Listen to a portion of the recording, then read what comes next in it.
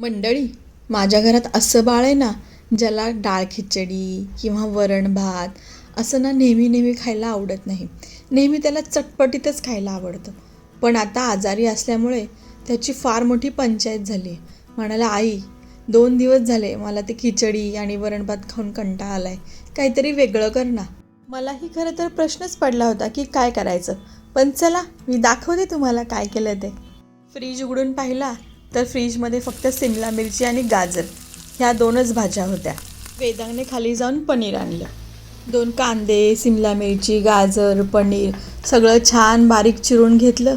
काळी मिरी कुटून घेतली. त्याचप्रमाणे 2 लसणाचे गड्डे छान सोलून बारीक केले आणि अद्रकही छान बारीक करून घेतलं. मग काय, तेलामध्ये बारीक चिरलेला लसूण, आलं आणि हिरवी मिरची घातली आणि छान परतून घेतलं. हे सगळे जिन्नस ब्राऊन होऊन दिले. त्यानंतर ह्या सगळ्या चिरलेल्या भाज्या घातल्या. मोठ्या गॅसवर 10 मिनटं छान परतून घेतलं.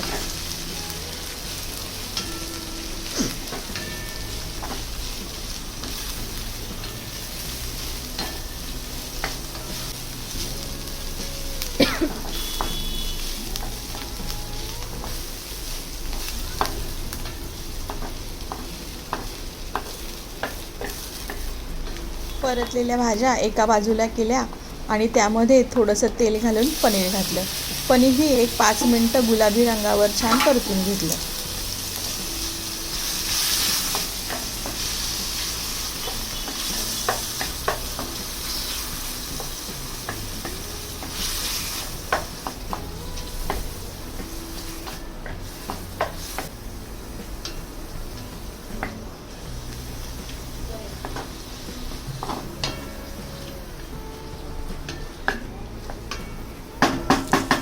आता या भाज्यांवर चवीपुरतं मीठ घातलं आणि 1 चमचा भरून काळी मिरी पूड घातली. सगळ्यात महत्त्वाचा घटक म्हणजेच काळी मिरी पावडर. ही काळी मिरी पावडरच गेम चेंजर आहे, जिच्यामुळे या राईसला खरी चव येते.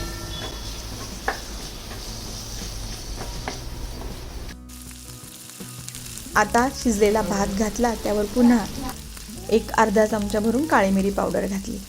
आता हा भात छान मिक्स करून घ्यायचा आणि त्यामध्ये आपण घालणार आहोत विनेगर. अहो, थोडे मला विनेगरची बाटली का ना, केक खोललं आहे तर. ही लोक बोललेले मस्त झालं, टेस्ट पण नाही केला. फक्त विनेगर घातलं, बाकी काहीच नाही घातलं. Vinegar is equal to lemon juice. तुम्हाला यात विनेगर नसेल घालायचं तर तुम्ही त्याऐवजी लिंबाचा रसही वापरू शकता. ट्रान्सपरंट दिसेल. हो हो, घेते मी. हां, ही लोक बोललेले मस्त झालं, टेस्ट पण नाही केला मला. मी फक्त विनेगर घातलं, बाकी काहीच नाही घातलं. Vinegar is equal to lemon juice.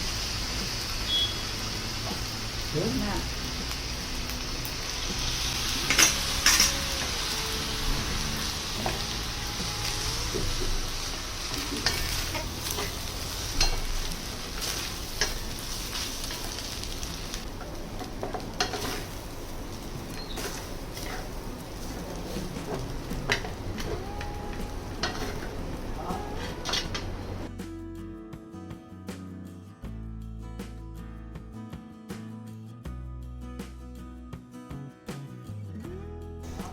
ज्या लेकासाठी हा भात केला होता त्याच्याबरोबरच घरातल्या सगळ्यांना हा भात खूप आवडला आणि मलाही प्रचंड आवडला.